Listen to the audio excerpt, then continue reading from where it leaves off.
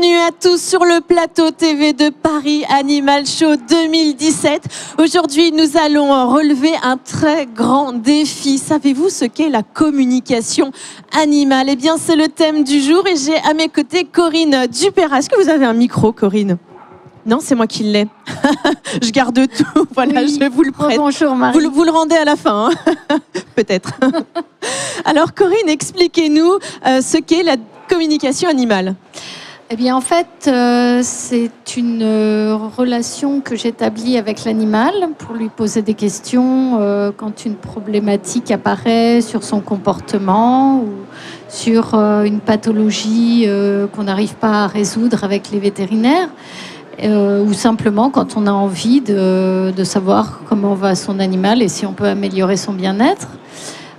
Cette forme de communication est basée sur les ressentis, donc les images que je peux recevoir, les pensées, les ressentis physiques, les odeurs ou les idées qui me viennent de façon intuitive, c'est-à-dire vraiment en fermant les yeux et simplement en laissant venir toutes ces images et ces idées. Il faut être hyper sensible pour avoir ce ressenti, ou est-ce que tout le monde a cette sensibilité-là et peut ressentir ce genre de choses? Alors tout le monde peut le faire évidemment, mais il faut développer sa sensibilité et sa réceptivité, et puis surtout faire le calme dans sa tête, le vide.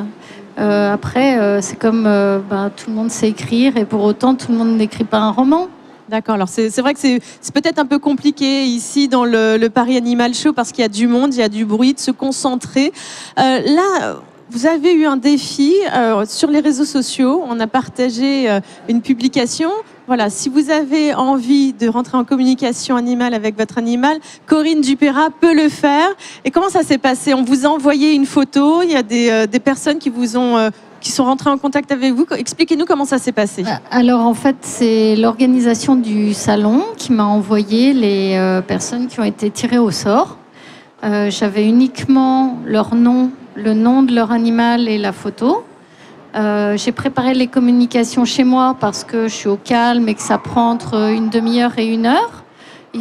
Certains ont posé une question, avaient une problématique et d'autres non. Voilà, donc je vais livrer le compte-rendu aujourd'hui comme je le fais habituellement par téléphone avec les personnes qui viennent me consulter. D'accord, alors on va montrer peut-être les photos de ces animaux qui sont venus. On a quelques photos aussi, si Julien Matera, le réalisateur, peut nous montrer. Alors quel est ce beau chat? Alors là, il s'agit de Gianluigi, le chat d'Hélène. D'accord. Et Hélène, est-ce qu'elle est là, Hélène? Est-ce qu'elle est ici? Est-ce que vous souhaitez, Corinne, qu'elle vienne avec nous pour qu'on fasse ce compte-rendu? Ah oui, bien sûr. Alors montez, Hélène, si vous avez envie, bien sûr. Et si on pouvait apporter Normalement, il y a un micro qui est juste ici. Voilà, vous avez un micro. Bienvenue, Hélène. Merci. Donc voilà, vous mettez bien le micro. Donc comment s'appelle votre chat? Gianluigi est couramment poète ronron. Enfin, comme tout propriétaire de chat, je gagatise au possible. D'accord, ne nous en dites pas plus parce que voilà, vous n'êtes à aucun moment rentré en communication avec Corinne. Vous avez juste envoyé votre photo. Est-ce que vous avez posé une question à Corinne? De façon générale, il est assez peureux. Non, juste la question que vous avez posée. C'est tout en fait. D'accord. Oui, moi la problématique qu'on m'a soumise, c'est un chat peureux. Il a peur quand il entend la sonnette, l'interphone, oui. C'est ça. Voilà, et puis comment l'aider ou comprendre déjà pourquoi il a cette réaction. Alors vous avez regardé sa photo, comment ça s'est passé précisément? Expliquez-nous un petit peu le processus pour rentrer en communication avec le chat d'Hélène. Je regarde la photo et je demande à avoir une communication avec Gianluigi, donc le chat d'Hélène.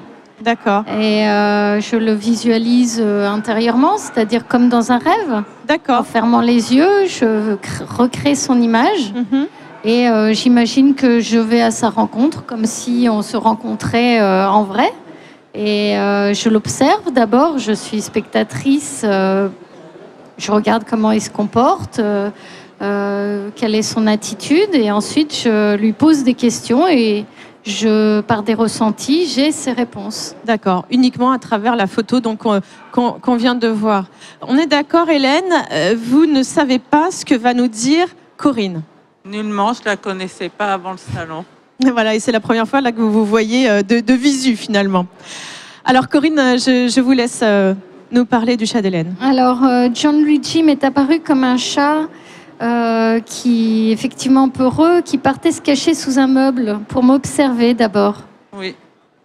Je le sens plus de timidité et de retenue pour voir à qui il a affaire que réellement de la peur.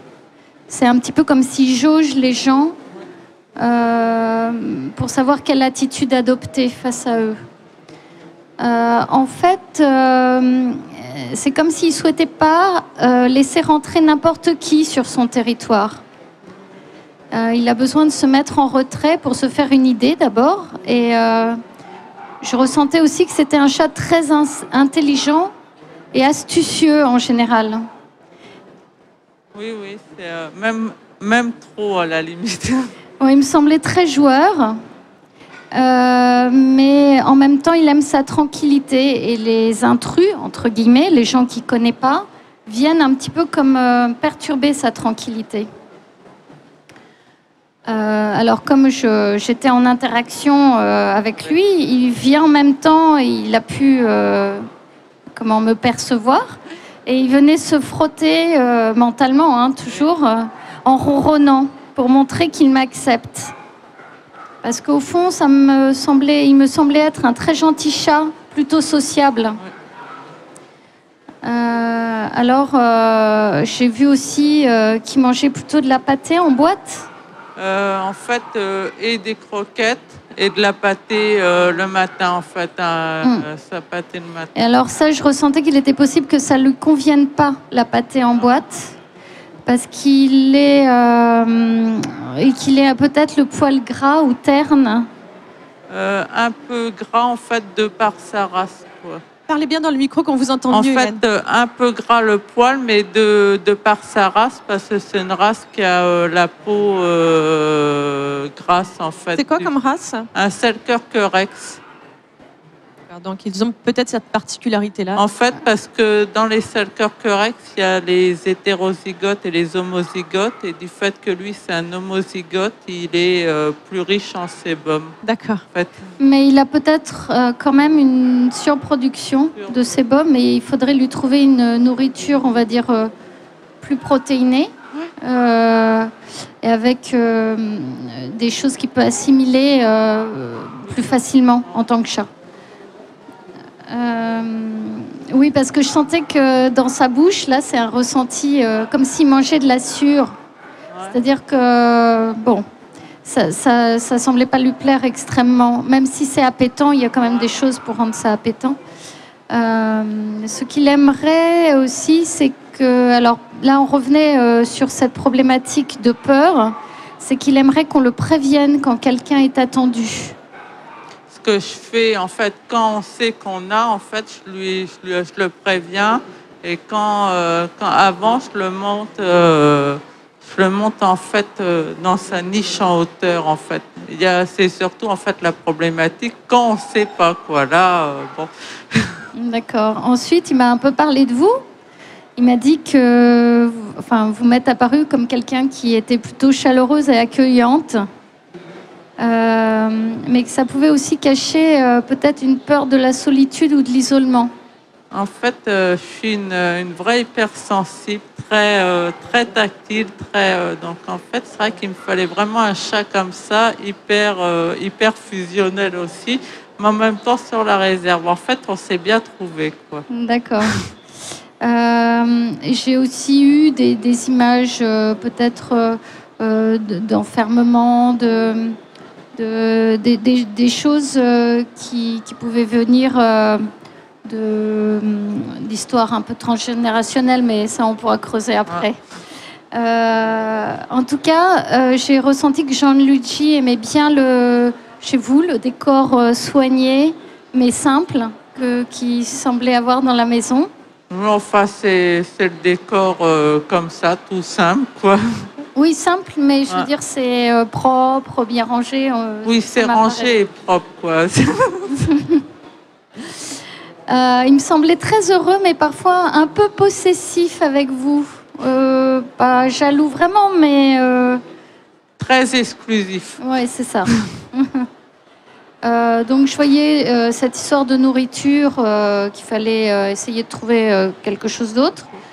Alors, pour résoudre les problèmes de comportement, je recherche, je me sers beaucoup d'élixirs. Je ne sais pas si vous connaissez les fleurs de bac. Oui. Il y a des fleurs de bac, mais il y a aussi, là, en l'occurrence, des élixirs du bush australien. Donc, je vous donnerai les détails pour ça. Ça peut l'aider à être moins peureux. D'accord, ce sont des élixirs en fait, que vous donnez pour aider au bien-être. Ça vient aider. En général, au départ, on s'en sert pour les humains. J'ai vu qu'il y avait un stand ici sur les DEVA. Oui, DEVA, laboratoire DEVA. Ça vient aider au niveau émotionnel à évacuer des problèmes que l'on peut rencontrer. N'importe lesquels, la peur notamment. Voilà. Ça peut aider. Oui, on en parlera d'ailleurs demain, ça fera l'objet d'une de nos émissions avec le laboratoire DEVA qui nous expliquera les élixirs qu'il fabrique. Oui. En tout cas, Gianluigi m'a parlé aussi d'un endroit où il avait probablement grandi, où il y avait beaucoup d'allées et venues. Et c'est ce souvenir qui pourrait le perturber quant aux personnes qui pourraient venir dans la maison. Il a effectivement, chez son ancienne éleveuse, en fait, il y avait plusieurs chats et notamment plusieurs enfants qui grandissaient et ados, donc pas un cocon, quoi. Vraiment une maison ouverte, quoi. Donc. Voilà, et puis pareil, je pense qu'il n'a pas, comme c'était un élevage, pas tout le temps eu l'affection exclusive qu'il aurait souhaité. En fait, disons que c'était un élevage entre guillemets à plusieurs chats. Donc en fait, un très bon élevage, mais c'est vrai que pour un chat exclusif comme ça, il faut vraiment un cocon, quoi. Voilà, et tout ça l'a poussé à se replier un petit peu sur lui-même. Et du coup, à pas laisser rentrer n'importe qui dans sa zone de confort. D'accord. C'est pas, je pense pas une problématique très grave. Non, c'est plus de la réserve, quoi. Ouais. On va essayer d'avancer un petit peu plus vite. Excusez-moi, Corinne, si on veut passer à un autre animal pour que voilà, on étudie. Même si on se revoit demain, dites-nous, Hélène, ce que vous pensez de ce qu'a pu réussir à voir à Corinne en rentrant en communication avec votre chat. C'est assez bien tout. Ouais, c'est à peu près vraiment son caractère, quoi. C'est vraiment un chat sur la réserve, mais en même temps hyper intelligent, joueur. En fait, il est bien dans sa bulle, dans son cocon. Avec vous. Et fusionnel, quoi. Voilà, quoi. D'accord. On dit souvent que finalement l'animal et le maître, c'est un peu comme un miroir. C'est vrai ou pas? Oui, ça se retrouve très souvent. Donc vous retrouvez un petit peu de votre personnalité dans la description de Corinne. Ce qui est assez bizarre, c'est qu'avant ce chat, j'avais une chienne à laquelle j'étais hyper attachée, mais qui avait quasiment le même caractère, quoi. C'est vraiment, sans faire exprès, j'ai vraiment repris le même caractère quasiment, quoi. D'accord. Alors, est-ce que finalement, on façonne un petit peu la personnalité de nos animaux par rapport à soi-même? Les animaux nous parlent de nous en permanence et ils nous renvoient systématiquement. Voilà, là, très souvent, moi, je soigne l'humain avec son animal. Soigner, c'est pas le mot juste, mais oui, vous accompagnez. Je peux les aider à mettre des mots sur des problèmes émotionnels ou des douleurs qu'ils ont à résoudre eux-mêmes. Et c'est vraiment passionnant de pouvoir aider les gens comme ça. Et les animaux sont formidables aussi pour ça. Pour quelle raison est-ce que vous avez souhaité avoir cette communication avec votre chat? Pour quelle raison est-ce que vous avez envoyé votre photo aux organisateurs du salon? Par curiosité et puis par moi, tout ce qui peut faire aller mieux mon chat, ça me convient, quoi. D'accord. La mamie gaga toujours. Oh, mais on est tous un peu foufous de nos animaux, hein, n'est-ce pas, Corinne? Oui. Ça, c'est un peu le point commun de tout le monde ici, me semble-t-il. Merci beaucoup, Hélène. Merci. On va passer donc à un autre portrait, peut-être. Alors, je ne sais pas quelles sont les personnes, les propriétaires qui sont ici avec nous. Je sais qu'on a un coquet. Je crois qu'il y a Véronique. Véronique, oui. Alors, Venez Véronique, welcome sur le plateau TV du Paris Animal Show. Alors vous faites partie de l'équipe des organisateurs Paris Animal Show, Oui. mais vous ne connaissez pas Corinne, mais néanmoins... Je l'ai connue dans le monde de l'équitation. On n'avait jamais parlé ensemble des animaux de compagnie. On C'est pas n'avait notre jamais sujet. abordé le sujet, en fait. Oui, c'est vrai que vous êtes assez discrète hein, sur vos dons, sur ce que vous savez faire. Vous restez tout à fait discrète et modeste. Je tiens à le préciser. Alors, comment s'appelle votre animal et c'est quoi? C'est un chien? C'est un chat? C'est un chat, un petit chat de gouttière que j'ai adopté en septembre. D'accord. Alors, je crois qu'on a une petite photo. On a une petite photo et il s'appelle Morgon. D'accord. Morgon. Quel âge il a? Il est né en avril. D'accord. Je donne pas d'âge, c'est ça? Je donne pas d'indication? Peu importe. Peu importe. Alors, dites-nous, Corinne, qu'est-ce que vous avez pu voir? Alors, Morgon m'est apparu comme un chat très aimable et accueillant. Lui aussi, il venait se frotter sur mes jambes mentalement. Je le sentais très gourmand aussi. J'ai une image de Morgon qui trottine derrière Véronique quand elle lui apporte à manger. C'est ça, exactement, tous les matins, C'est tous les marrant parce soirs. qu'on en parlait toutes les deux hier. C'est ça. Donc, je suis témoin moi aussi que son chat Morgon est assez glouton. Très. Je voyais de la pâtée aussi, plus que des croquettes. Enfin, Pour la première fois, il a goûté à de la pâtée à l'occasion du salon parce on m'a donné un échantillon et donc il a adoré ça. voilà, là. Alors, moi, quand je fais la communication, ça défile dans un ordre que je choisis pas forcément. Parfois, l'animal choisit de me raconter des choses avant que je puisse lui poser des questions. Là, on n'avait pas de problématique particulière. Non, nous, c'est un petit chat qu'on a adopté sans vraiment y réfléchir avant. Donc, je voulais savoir si, comme je ne connais pas bien cet animal, si il se sentait bien à la maison, si voilà, il était heureux avec nous. Oui, alors moi je l'ai vu que la journée, il reste généralement couché sur le lit de votre fils. Il semblait très heureux dans cette famille, en tout cas, vraiment. Mais dans son histoire, il m'a semblé qu'il n'avait pas bien compris pourquoi il est parti de la famille d'accueil dans laquelle il était avant. Écoutez, alors déjà le lit de mon fils, c'est vrai, il est toute la journée sur son lit parce qu'on l'a offert à notre enfant qui a 10 ans. Il rêvait d'un chat depuis tout petit.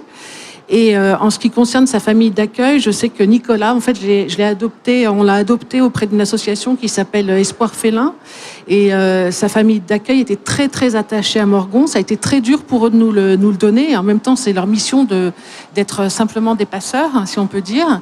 Et je sais qu'on va avoir une réunion avec eux. Ils vont venir à la maison pour vérifier si tout se passe bien pour Morgon. Mais en attendant, Nicolas, donc la personne qui l'a accueilli pendant 2 ou 3 mois, nous demande très régulièrement des photos parce qu'il était très attaché à ce chat et il est très malheureux de nous l'avoir Mais je finalement pense offert. que Morgon était aussi très attaché à cette famille et que ça a dû le perturber au début.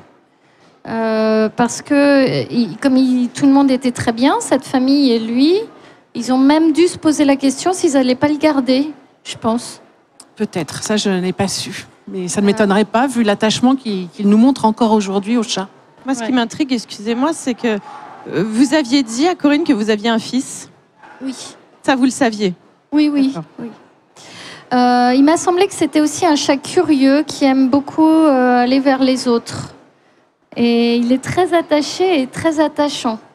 Je pense pas qu'il aurait... Alors oui, il y avait la problématique de... Est-ce qu'on peut le laisser sortir, se promener? Exactement, c'est un chat qui habite à Paris toute la semaine et les week-ends nous partons en Normandie et on n'ose pas le laisser sortir parce qu'on ne sait pas s'il va revenir à la maison et si on va pouvoir repartir avec lui le dimanche soir. Alors, moi, j'ai pas eu l'impression qu'il aurait envie d'aller très loin et de se sauver quand il est à la campagne, mais il aura besoin de connaître et de marquer son territoire. Donc, il va peut-être sortir hors de votre vue le temps de faire son petit tour. Mais c'est plutôt un chat d'appartement, donc pas comme un chat qui est élevé à la campagne et qui aura un territoire très grand. Alors, moi, je lui ai proposé la possibilité de sortir à condition qu'il revienne quand on l'appelle. Et il a dit que ça lui allait. Mais c'est un chat qui répond à son prénom, donc ça ne m'étonnerait pas que ça marche comme ça, effectivement. D'accord. Alors ensuite, je voyais tous ces jouets. Et il y avait un truc qui semblait aimer particulièrement, et ça ressemblait à une petite peluche, je crois, enfin un truc en fausse fourrure, quoi, un truc comme ça. C'est incroyable, Corinne, parce qu'effectivement, c'est une petite souris au bout d'un bâton, et c'est son jouet préféré. Mon fils l'envoie dans le couloir, il le ramène, et c'est vraiment son... Il en a plein, hein. Il en a plein évidemment, mais celui-ci, c'est son préféré. Vous garantissez, Véronique, que vous n'avez donné aucune information à Corinne. Je le promets. C'est stupéfiant. Oui, c'est étonnant. Et je vois en vous cette émotion montée de vérité, de vérifier par Corinne. C'est plutôt incroyable, hein. Nous sommes tous témoins ensemble voilà. Et même Corinne est émue de ressentir. Je sens ça, je sens cette émotion. Oui, parce que pour que moi, vous transmettez. Hein, moi aussi, d'où ça vient, d'où ça vient. Comment est-ce qu'on arrive à avoir des perceptions comme ça? Ouais, on parlait de magie ce matin. Il y a un côté dingue, quoi. En tout cas, il me semblait vraiment bien dans sa peau et il sent beaucoup d'affection et d'attention de votre part à tous et de l'accueil que vous lui avez fait. Et je lui ai demandé pourquoi il était venu chez vous. Et il a dit, c'est pour vous redonner envie de rire plus souvent, parce que votre fils en a besoin. Écoutez, c'est peut-être un peu intime, mais mon fils est un fils unique. Et il nous réclame très souvent un petit frère, une petite sœur. Et donc c'est aussi un peu pour ça qu'on a accepté de prendre un chat, parce que comme on travaille beaucoup, c'est pas forcément idéal pour nous. Mais c'est vrai que ça a du vrai, ce que vous dites. C'est fou, mais c'était notre leitmotiv et notre raison première pour prendre un chat. Il en a des choses à dire, hein, Morgan. Oui. Un vrai psy. Donc voilà, il est là avec vous et heureux de partager cette vie pour vous apporter de la joie. C'est merveilleux. Merci beaucoup, Corinne. Merci. Alors, Véronique, après ce compte rendu, comment est-ce que vous vous sentez? Comment vous percevez les choses? Dites-nous tout. En fait, il y a deux sentiments. Le premier, c'est que c'est quand même assez déroutant. Déroutant parce qu'il y a beaucoup de choses que Corinne ne connaît pas et ça ressort comme ça aujourd'hui à travers une photo et quelque chose effectivement pour moi très cartésienne qui vient un petit peu du domaine de la magie. Donc ça, va falloir que je digère un petit peu, que je repense à tout ça, que je regarde en replay l'émission sur YouTube. Mais en même temps, je suis très rassurée parce que ma question, c'était vraiment de savoir s'il était bien, parce que j'ai dû ressentir que effectivement, au départ de notre histoire avec Morgan, il devait être triste d'avoir quitté sa famille d'accueil. Ça, j'ai dû le ressentir aussi, même sans peut-être m'en rendre compte, mais vous le prouvez aujourd'hui, vous me le redites. Et donc, je suis quand même très rassurée de savoir qu'il est bien avec nous. Oui, qu'il est entouré d'amour, ça se sent de toute façon, hein, qu'il est beaucoup entouré d'amour de la façon dont vous le parlez. Enfin, moi, je le ressens comme ça. Je n'ai pas les dons de Corinne, mais c'est vrai que bon, ça a l'air de bien se passer finalement. C'est la conclusion qu'on peut donner à ce portrait. Ah oui, je pense qu'il faut continuer. Morgan est heureux. Parfait, merci. Eh bien, merci beaucoup, Corinne. Alors, je pense que nous avons réussi à relever le défi, hein, finalement, d'essayer de communiquer de cette manière-là, juste en recevant une photo d'un animal, d'avoir 2-3 indices et uniquement une question. Bravo à vous, ça vous demande beaucoup d'énergie. Pour chaque communication, donc je prends des notes comme ça, j'écris 1 à 2 pages. Ensuite, mais d'énergie physique quand vous rentrez en communication? Non, c'est de la concentration, c'est du lâcher prise, c'est se mettre un peu sur d'autres plans de conscience. Donc, ça demande pas d'effort particulier, à part celui de se laisser porter et d'être un peu spectateur ou en tout cas récepteur. Bravo. On peut applaudir Corinne, s'il vous plaît. C'était superbe. Magnifique. Demain, on vous retrouvera pour d'autres portraits, parce que là, le temps presse. On doit passer à voir d'autres émissions. On a un programme très chargé ici sur le plateau TV de Paris Animal Show. Merci Véronique de vous être prêtée aussi au jeu. On se revoit aussi demain avec Dominique Filol, le réalisateur d'un magnifique documentaire qui s'intitule Parler aux animaux, accompagné de Jocelyn Morisson, qui parlera aussi de sa vision journalistique scientifique. Et vous les accompagnerez. Et je serai là et on poursuit poursuivra l'émission qu'on a commencée ce matin. Merci à vous deux.